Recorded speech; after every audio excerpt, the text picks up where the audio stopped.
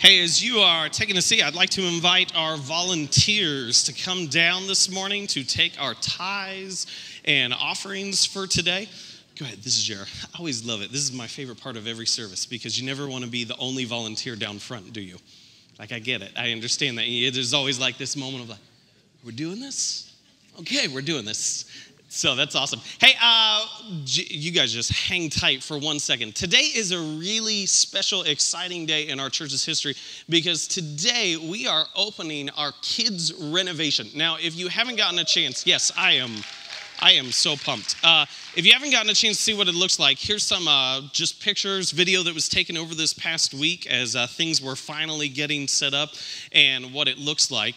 And so all of the kids are back in their regular rooms with their regular groups and what's typically going on this morning. But last week, a number of the kids were able to be in their new rooms already.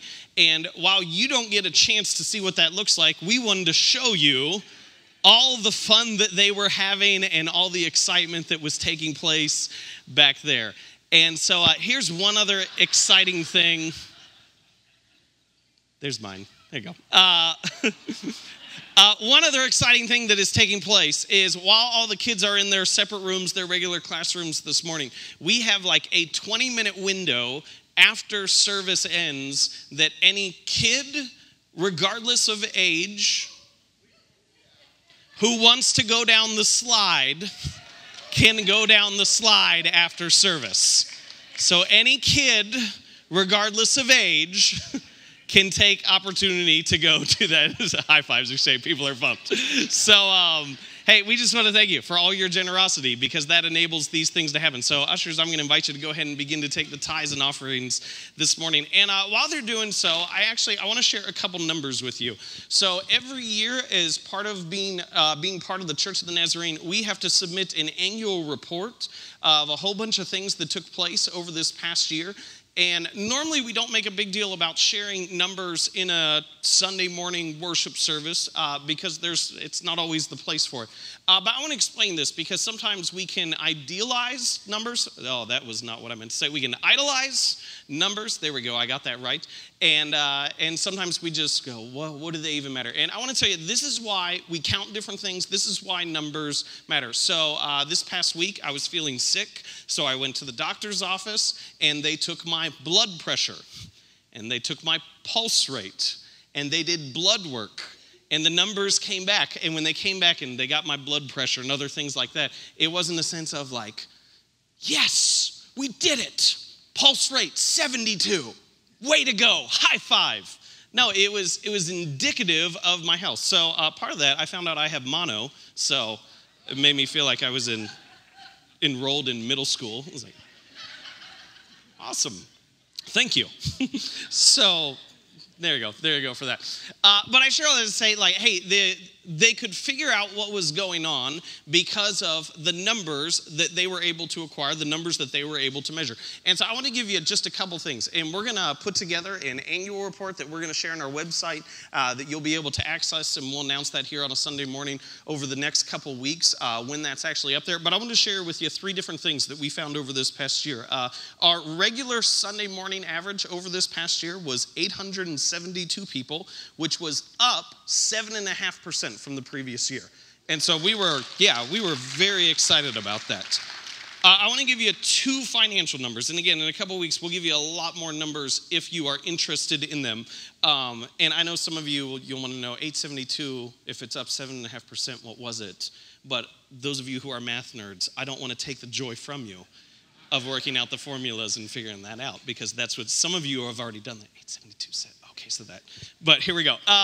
Another one is we, in order to kind of continue to support and do everything we do here as a local church, we have a budget that we set just for our local church and what goes on here. And I want to tell you 2 exciting things. First off, we were able to go slightly over our budget this year. So all of our local ministries, everything that we do here at BCM was fully funded. But here were 2 cool things that I thought was really awesome. Is over on top of our budget, we raised $251,000 for the First Step campaign. So that continues to go forward. So not only did we meet all our budget finances needed within there, we raised $251,000 in addition to that. And here's one of them that is so exciting to me that we aren't often aware of, is part of being a part of the Nazarene denomination is we send money out locally to other churches to help support them, to educational institutions to help fund them, and all over the world to fund missionaries all over the world in places that we could never go to just as a congregation to spread the message of what Jesus is doing. And you as a congregation gave away $224,000 to missions this year. So would you give yourselves a round of applause? Because I think that is absolutely fantastic. And then here's the number that I'll just be honest with you that I'm most excited about is this is the most that BCN has had in the last 10 years is this past year we baptized 32 people as part of BCN. So we want to say on one hand, we are so thrilled, all of you who took that next step of faith, but maybe just as importantly, I am so excited that as a congregation, we're rallying around people, equipping them and encouraging them to take next steps in their faith. And so we'll share more with you over the next couple weeks in terms of some other things going on, but I just wanted to give that to you here on a Sunday morning. But it is my opportunity right now to introduce our speaker for today. So today, Doug Flynn is our guest speaker. Doug Flynn grew up in Lexington, Kentucky. Who is from Kentucky? Or just me and Doug? All right, Doug. Well, we got that going for us. Nice. Grew up in Lexington, Kentucky, went to Bryan Station High School. Doug went to the University of Kentucky on a combination basketball scholarship, which I think is super cool. One day, him and a group of his friends decided to go try out for the Cincinnati Reds, because what group of friends doesn't just go to try out for the Cincinnati Reds? And so they did, and Doug made the cut at the age of 24. He was called up to the big leagues to play alongside Ken Griffey Sr. and Pete Rose and Tony Perez as part of the Big Red Machine. All in all, he played 11 years in the major leagues. Let me see if I get the. You played for the Reds, the Mets, the Tigers, and the Expos. Oh, good. I nailed that. That was fantastic. And currently, right now, he is a part-time broadcaster for Fox Sports Ohio and works some of the Reds games. And he also does a show on KET called Kentucky Life, which is a half-hour weekly program. And so it was funny. I was telling our staff, who's Doug? And so I shared the baseball side, and then I also shared and he also runs the show, This Kentucky Life. And some of our female staff were like, oh, I think I'd like that. I was like, well, I am glad that Doug is here. I don't know how much he's going to talk about This Kentucky Life on KET, but we'll just bait that out there for anyways. So would you give a warm BCN welcome to Doug Flynn?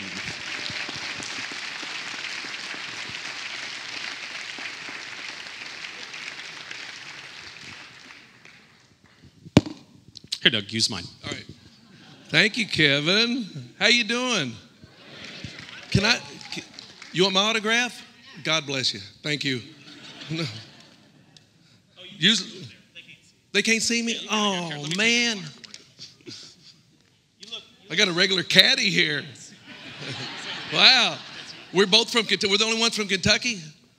Let's keep that just between you and me because I don't want to share that other stuff you got. I came in. I was disappointed I couldn't give him a kiss and brotherly love today because he's diseased. This is a scary time for pastors. Believe me, when you invite somebody that you don't know to come speak at your church, your reputation is on the line. So either way, I win, okay?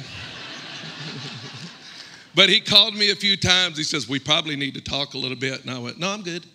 No, really, we do need to talk a little bit. And I said, all right. He said, do you need anything to go up on the wall? And I went, no, I'm pretty good. I got it covered. And then I found out he's from Maysville, so I'm going to quit getting on him because I like that. I am Kentucky. If any of you have trouble understanding me, I'm sorry. But I'm here today because of my dear friend, the Goldshots, Mike and Deb Goldshot, who I've known for over 20-something years through Red's Fantasy Camp. If you've never had an opportunity to go, Ed's here. Ed check's been to it before. It is absolutely marvelous. It's one of those bucket list things that you have to do. So I've met the Goldshots, and I'll say this in front of everybody. I don't know anybody, any finer people in my life than these two right here.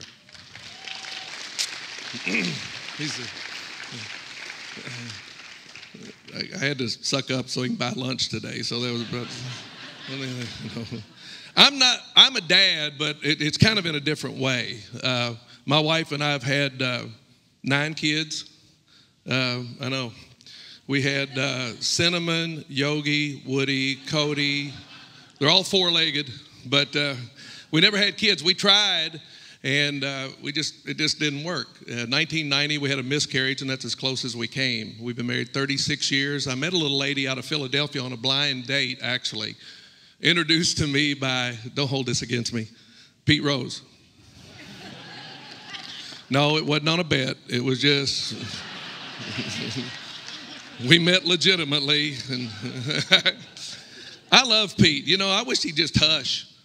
And then he could go into the Hall of Fame. Just hush. Just say, I'm sorry. We're a forgiving bunch, right? Especially us here at the church.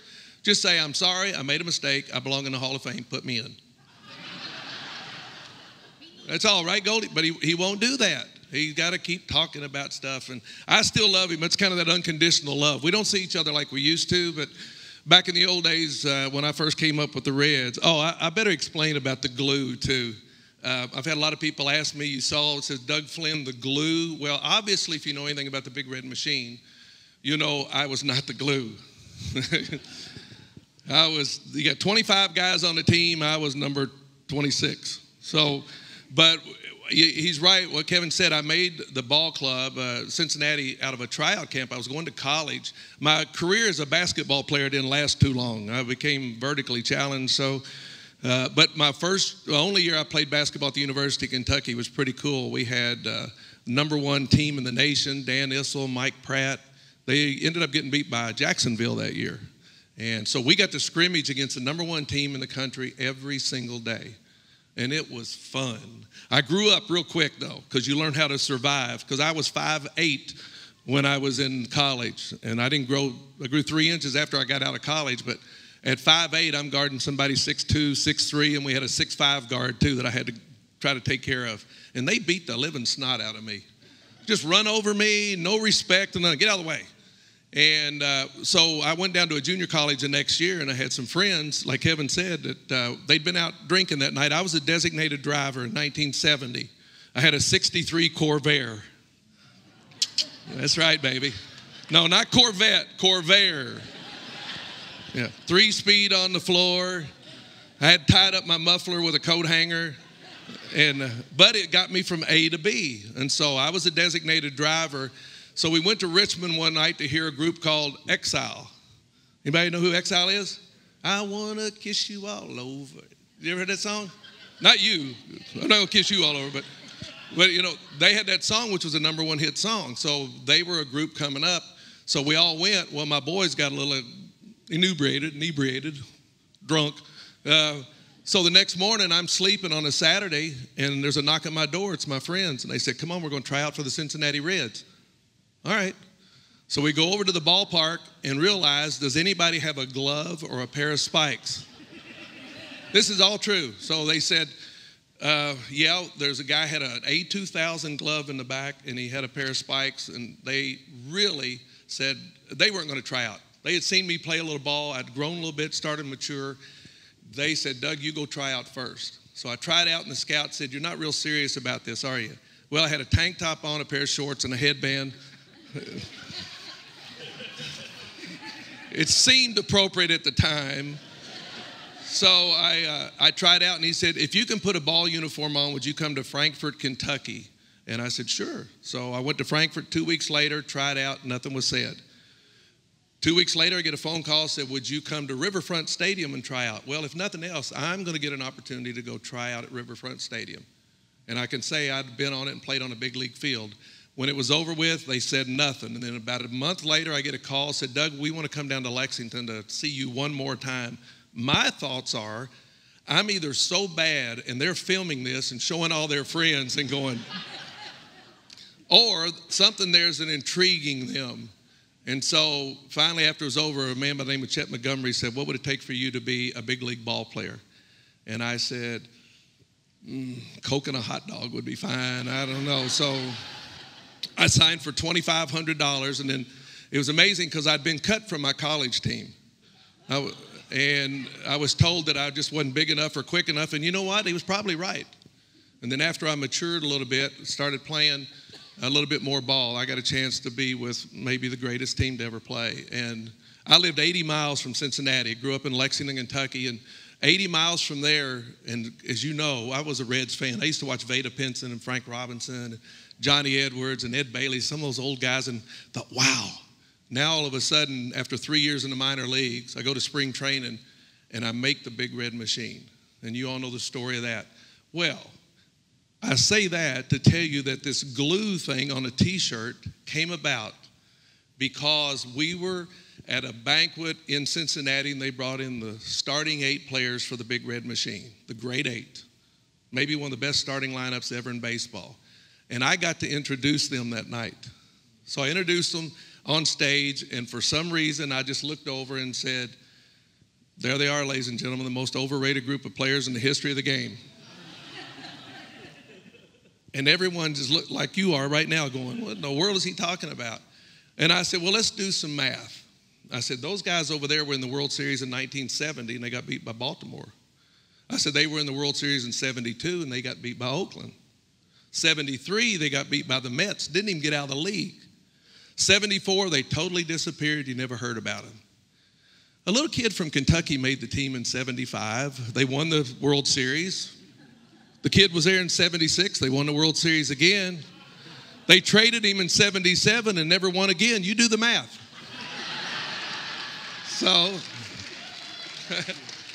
So there was somebody in the back that hollered, the glue. And I started thinking, I've always wanted to do something. I work with a lot of military charities, a couple of them that are taking care of military families. I didn't serve, but I feel very blessed that because of my platform that I can help military people. So if you're here today, thank you. So we had these t-shirts made, and it's got Doug Flynn, the glue, and I sell them, and all the proceeds go to Hope for the Warrior. But I've had so much fun with it because now it's sort of picked up. It's like a cult name. And so when people say the glue and they look and they go, you weren't the glue, the Big Red Machine. I got a shirt that proves it. So, but I tell you, you know, I've been so blessed. When you look back and think how God orchestrated my life, my dad was such a fixture. My dad was one of those guys that was at church every time the doors opened. Sang in the choir, played the piano, drug us to church is what he did because we didn't want to go. Grew up on a little street, little Baptist church. Anybody grew up in a Baptist church? Yeah, there's a few of you out there. And so we grew up with going to church, and my dad he's still my hero. He's 91, be 91 in July. He's amazing. We had to move my mom and dad to assisted living now. But I can remember growing up and coming back from school and my mom saying, now take those clothes off, take them over and fold them up. Don't get them dirty. Change your shoes if you're going outside. You know which shoes go outside. And I always thought, wow, all these other kids got more shoes and more socks and everything. They look, we didn't have a whole lot growing up, but somebody told me once, said, you never realized how poor you all were because there was so much love in your house. And that was my dad. My dad played basketball at the University of Dayton. Do you know that? Back in the 40s, he came out of the service with Coach Tom Blackburn. He brought my dad with him and a couple other players. I believe they were the first team to ever go to the NIT. And so when I made the Reds, all the old sports writers and everybody were coming up to me because they remembered my father. My dad was 5'8", playing with a bunch of really big. I looked at their roster and it said like 24, 25-year-old freshmen on the team. And I think that was a model that I looked after. I think that's what I was trying to do. But it's a 24, 25-year-old, and they all came right out of the service, and it was so cool. But he was such an athlete. He played a year with the Brooklyn Dodgers in the minor leagues. Back in those days, they had class A, B, C, and D. And Dad was part of the D-League team, and he played with Johnny Padres and a few other guys. He could play, hit 350. I didn't take that gene. I took the fielding gene from Mom. But Dad could hit. And then in 1950, Mom got pregnant. She'd had 4 miscarriages and got pregnant. Dad didn't want to stay in Hazard, Kentucky and have the baby, so they moved to Lexington. He gave up his career so that Robert Douglas Flynn Jr. could be born and taken care of. And now when I hear stories of people tell me about how good my dad was, I wonder what a sacrifice he made for me. He basically gave up a career so that I would be healthy. And I watched him when I was growing up as a kid. He was still playing ball. And I remember going to a game, and I had to be 5 or 6, but for some reason I can remember it. Dad was up to bat, and he was playing against college kids. And I remember looking at my mom, and she tells the story later. She said, I would come up to her and say, Mom, isn't Dad going to get hurt? He's so old playing against those guys. And Dad was probably 29 or 30. And he was playing against these college kids. And I said, oh, my goodness.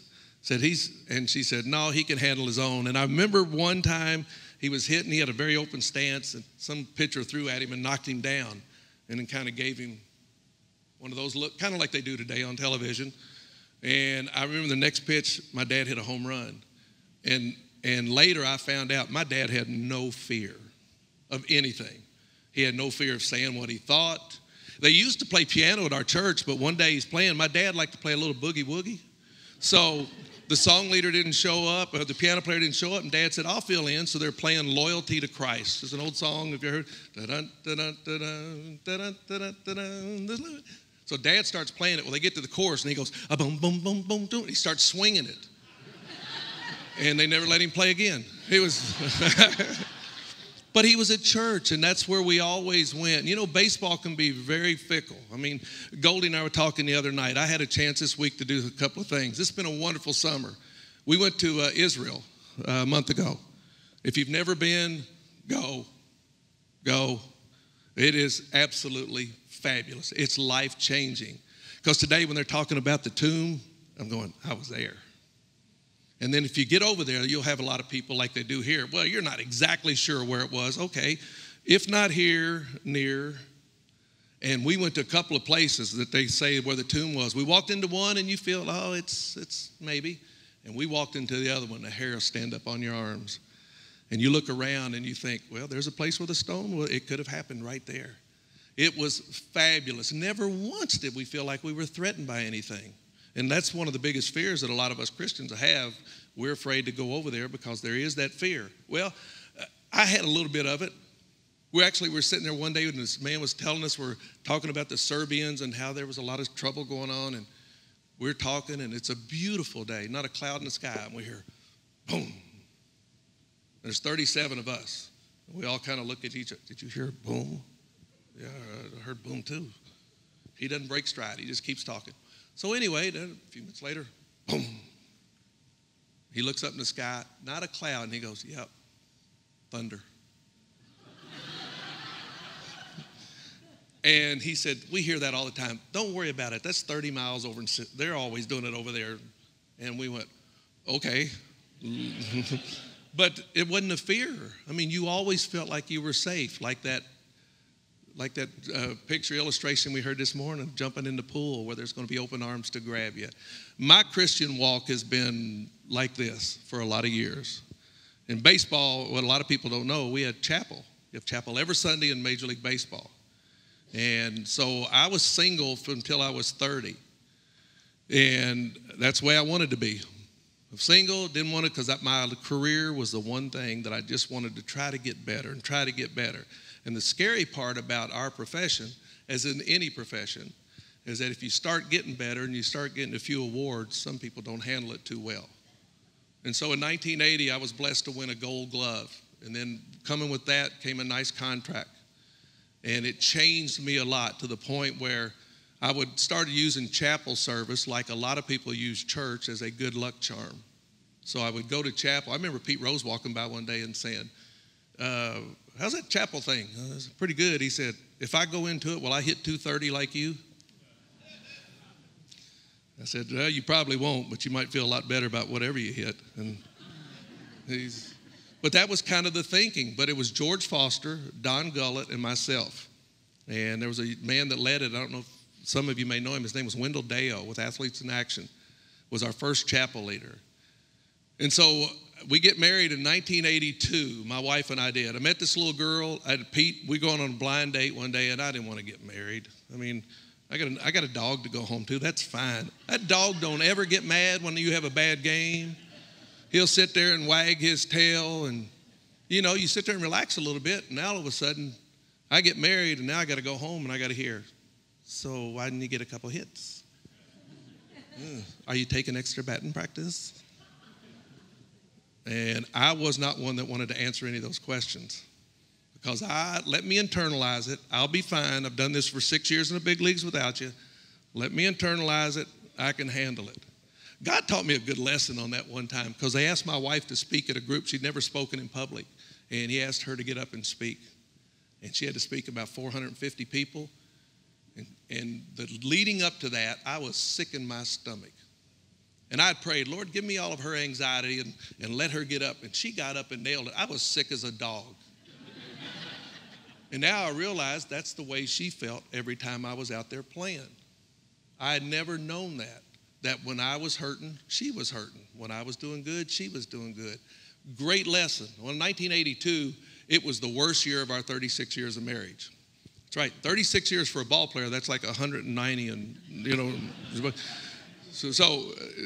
And I say that in a nice way. But so we go to a conference. I get home one year, ball players, you know what we like to do in the off season?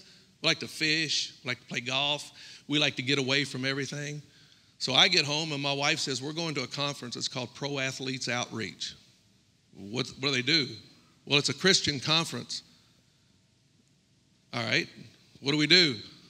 She says, well, we're going to go out there. There's a lot of couples that come, be a lot of ball players that come. So in 1984, we went to this conference. And to shorten it up, what really helped is what I found out. It wasn't about just knowing who Christ was. It was having that personal relationship with Jesus Christ. And there were so many of us that were playing a game. You know, we'd use it. We'd go on churches and we'd speak. And the next night you see us acting like a fool. Well, you know, I like guys that show emotion when you play ball. There's a way. One of my best friends is Andy Green. I saw Andy get kicked out of a game last night. Or night before last in San Diego. He's the manager of the San Diego Padres. He's a young kid from Lexington, Kentucky. And an umpire once said, we don't mind when we got to kick Andy out because he's the only manager that won't cuss us. And so last night, Joe West threw him out of the game, and they had a sound bite as Andy's going down the dugout. He says, hey, Joe, I'm going to leave so you can miss some more calls. So that was Andy cussing right there.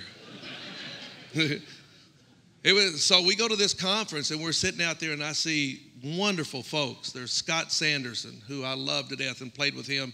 Brett Butler, great player with the Dodgers and a few other teams. Frank Tanana, hard-throwing left-hander that played with Nolan Ryan and then ended up with the Tigers. Gary Carter was there. And you know what?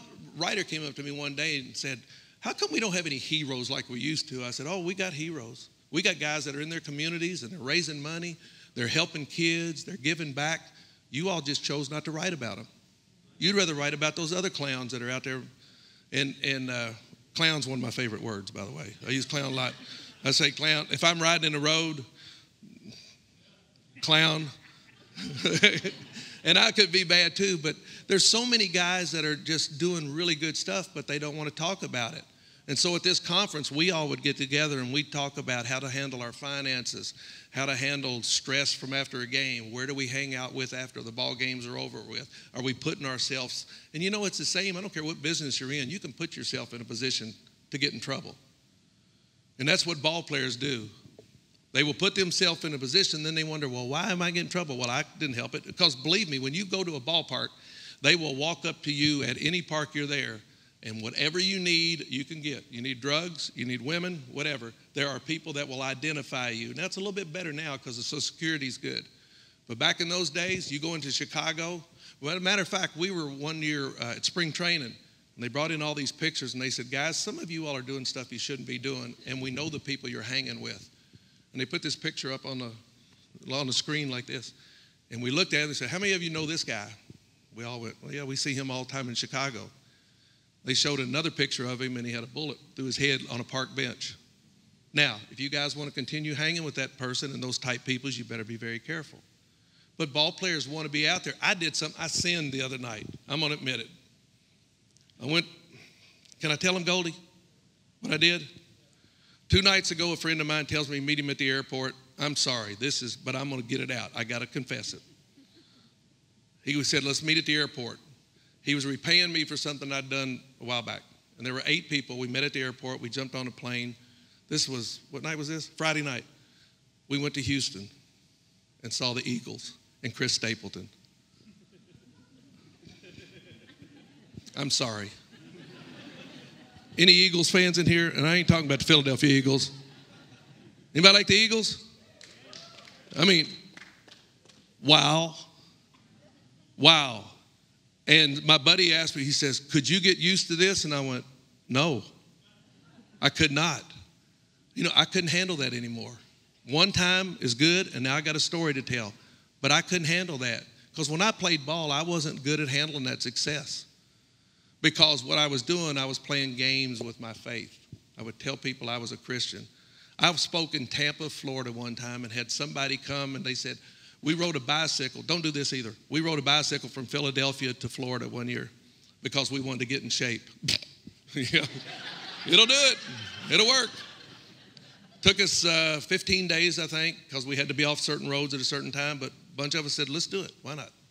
And so we took off, and they were having an FCA rally at one of the stadiums. And you guys want to go over to the FCA rally? Yeah, okay, I'll get over there. So I get over, and we're having a good time. Doug, you want to say a few words? Yeah. I got up and spoke. When it was over with, a gentleman walked up to me, and he says, Doug, I'm from Lexington, Kentucky. Oh, hey, how you doing, man? He said, I listened to what you had to say. I said, okay. He said, biggest bunch of garbage I ever heard. He said, you can fake these people that don't know you, but I know you. And he's right, because he knew the places I hung out in Lexington. He knew the stuff I was doing. See, I'm to the point now where I got to have somebody to give me some accountability. I got friends around me now. I love hanging out with Christian people. That's why I love Goldie. I mean, he stands out at this fantasy camp so that you know, when you ask people, say, is he a Christian? You know. Or if you don't, hang out with them for a few minutes, you'll find out. What kind of jokes are they telling? What kind of TV shows are they watching? Where are they hanging out? Who are they hanging out with? Not to say we can't hang out. Most of my friends are derelicts anyway. I love them. And we hang out all the time. Got a few of them even reading the Bible because they want to know if this is so special, if what we have in our relationship with Jesus Christ is so special, then why do we hold it in and don't share it with people? Yeah, we'll come in here and talk about the score of the Reds game the other day. We'll talk about who did what and who didn't. Believe me, right now I'm getting a lot of comments about the Reds. I mean, people are asking, what's going on with this team? What's wrong with them? But how many times are we saying, all right, why am I having arguments with my wife? You know, what's causing that? Why am I not getting along with people at work? See, my dad taught me those lessons. My dad worked hard. My dad was an insurance salesman. He was a basketball official, and he was a politician, the three most hated professions you could ever get into. But he taught me the meaning of love, and he taught me, I say, Dad, why are you giving money to the church all the time? We could sure use some extras. Every time he got in any kind of financial trouble, write a check to the church. It was the best lesson I ever learned because it's not ours anyway. We're just supposed to be stewards of it. And God gives some of us more than others. But where is your comfort zone when it comes to that? My dad's comfort zone was, hey, people loved him to this day. He is one of the most recognized people in all of Kentucky. If you went to a UK basketball game, there was my dad. If you went to the golf course, my dad was out the golf course. If you went to the baseball game, the pro team we got in Lexington, Dad worked there. He worked until he was 88 years of age. And I said, why did you work that long? He said, because I could. Ooh. And I got friends today that are retiring at 50, 55, 60, and they're retiring today. And some of them are regretting it. But the biggest thing that I was regretting is that in my walk with Christ is that people would look at me and you'd have to figure out which one I was. The Saturday, Sunday, the Sunday morning Christian. Well, when we went to this conference, we started getting in little groups. Did my voice get deeper or what?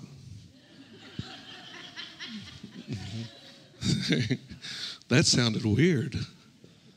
And we went to this conference and we started learning, all right, if we're going to make this marriage work, because our first year was rotten and there was no way it was going to stick together, then we're going to have to base this upon biblical principles.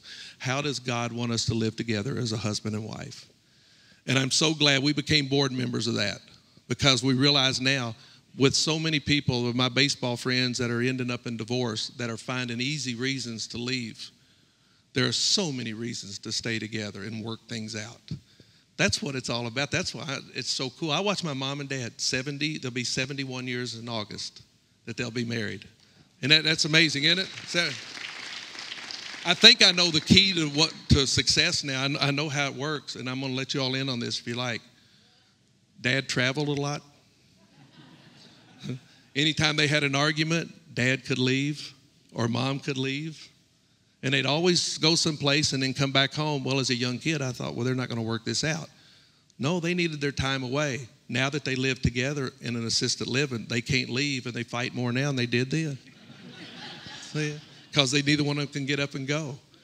But to this day, on what Dad, they don't make very much money. He's on Social Security, gets some money from the military. But the first thing they do with every little bit of money they get is they give it to church. And they've never done that. To me, in here, in our church, if you all are anything like us, one of the biggest things that we won't do as Christians is we think it's got to be ours, and we won't give money back. I mean, I look at how much you all make, 250-something thousand in the good, and you're redoing that out there, which is going to be fabulous. A few more donuts would be good too. But when I see that's a sign, 32 new people coming. It's a time where this to me is one of the toughest times in the history of our country. Because right now things are going pretty good with the economy, but we got a lot of young folks that are growing up without Christian examples. We got families that are afraid to go to church, or they can find something else to do. This is a time when we've got to be the example, especially those of us that are around kids all the time or our parents. We've got to be there to set the right example. My dad set the example. And, I never got away from it. It just took me a little longer to get to the point where I realized that the most important thing in my life is my relationship with Jesus Christ, bar none. I don't do a thing anymore. I don't go on trips. I don't write checks to anybody. I don't agree to do stuff anymore unless my wife sit down and we say it's a priority that we pray for this. And people say, well, how do you know it's right? You'll know. That's why God gives us that Holy Spirit, man. You will know. It's like when we walked into that tomb and the hair stood up on my arms and I could just envision that body that was there for a brief time. And it was so cool. It was so cool. And it just confirmed everything that I've read in the Bible about what's going on. When you start laying down things that you can see and physical stuff to what you've been told and read all your life, I encourage you to go over there if you can. Does the church do a trip by any chance? Is that a hard question, or is this a lot of pressure? Do you all do a trip as a church to go to Israel? You don't do that? Not yet. Good answer. You win. Not yet. Would you like to go, Kevin? Sure. I hear if you get in the Dead Sea, it'll hear those mono. If you go over there, it'll be good.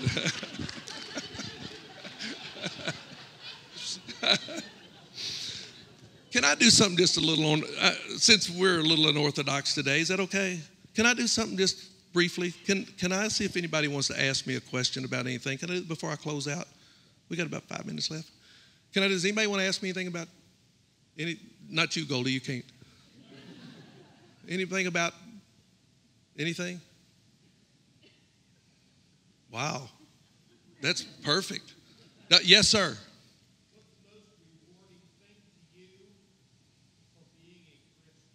The most rewarding thing for me to being a Christian, that's real simple, is that I know when I die, I'm going straight to heaven, no doubt, no nothing. Yep. And that's a great question, because that question was asked to me at that conference. If you were to die today, do you know without a shadow of a doubt that you would go to heaven or hell? That's a pretty good question for us to answer today for anybody that's in this room. Kevin, why don't you come on up? We got about 5 minutes left, but there's a lot of us in the room today that you might be playing games with your faith.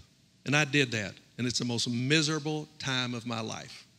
When I was playing the big leagues and winning a couple of World Series with the greatest team ever and winning some awards for stuff, it was the most miserable time in my life. And you're going, oh, yeah, you're just saying that because you're at church. I promise you. I was fighting with my wife. I'd go home. Friends were a little shaky. I couldn't go do the stuff I wanted to do. It was miserable. until I finally said, if you're going to do this, then jump in with both feet. If you're going to let Christ be the center of your life, if you're going to let him control every single thing of it, then you've got to make a commitment to do that. It's working at it. How do you become a Major League ball player? It takes a lot of work. Why do we not put that kind of same emphasis on how that we are committed to our Christian faith? Does that mean, what has it done? Well, reading the Bible, coming to church, hanging out with godly people, getting in small groups. That's the key to doing it, because, believe me, iron sharpens iron. And for those of you in the church today, you're here because there's something that brought you here. It's either your relationship with Christ or you're searching for something. I got two friends, Goldie and I talked about the other night, just got out of the game of baseball. One of them has no clue what he's going to do, so he joined the Peace Corps. I won't tell you his name. You'll know him. Joined the Peace Corps for a while because he didn't know what he was looking for. The other one took a gun and blew his head off. Two guys that you would know.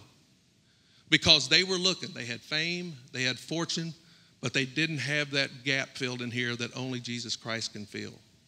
I'm here today because I want to encourage you, because I need encouraging every day. I need to hang out with other believers. I need people there not reaffirming what I did as a ball player, but who I am as a person.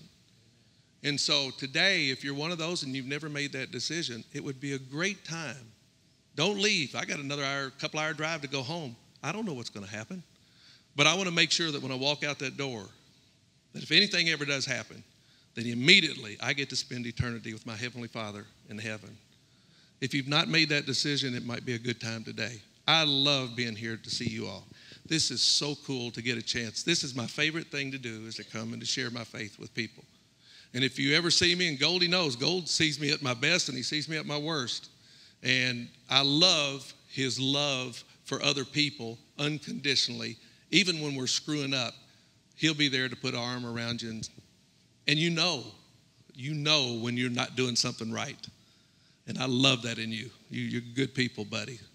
So today, thank you for letting me come. And if you've not made that decision, Kev, it may be a good time right now. Hey, would you give Doug a round of applause and thank him for being here? And we're going to do two things. First off, if anyone is interested in an Israel trip, Doug is right down here, and you can come talk to him.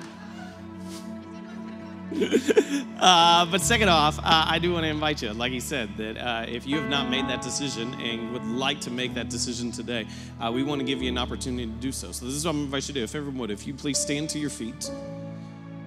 And in the book of Romans, it says this, that if you believe in your heart and confess with your mouth that Jesus is Lord, that you will be saved. And so what we're going to do together is we're going to pray a prayer. And if you have never made that confession that you need God in your life, you need a relationship with Jesus, this is where it begins. Now, I want to acknowledge on the front end, this is not where it ends. It's where it begins. And as Doug has spoken so well today, there are all these things that come after it that help equip you in your life of faith, help move you forward, and help encourage you within that. But it does begin with a decision that you need Jesus in your life that gives you the knowledge that you will spend eternity in heaven with Jesus, and that God's Spirit will come into your life right now to empower you to live the life that you are called to live. And so if you would like to make that decision today, we're going to pray a prayer. I'm going to say a few words, and you're going to repeat after me out loud. And everyone who has already made that decision is going to pray this prayer with you as knowledge for ourselves of the necessity of Jesus in our lives. So if you'd like to make that decision today, I invite you to repeat after me. Lord, I believe that Jesus Christ is the Savior of the world, that he was raised from the dead to forgive my sins. I receive your grace by faith. Come into my life. I will follow you. Amen. Hey, would you praise? Give applause together for someone who made that decision today. We are so excited about that. Hey, this is what I'm going to ask real quickly. Doug, if you will make your way to the lobby, otherwise there is no way you're getting out of this room. So if you'll go ahead right now. Yeah.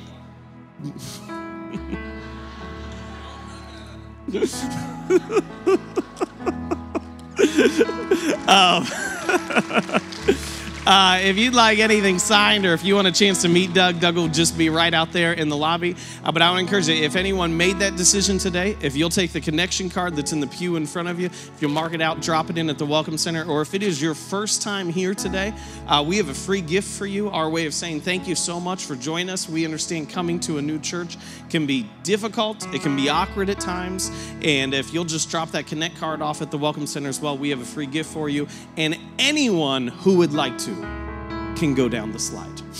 So thank you so much for joining us today. Happy Father's Day, and we'll see you back here next week.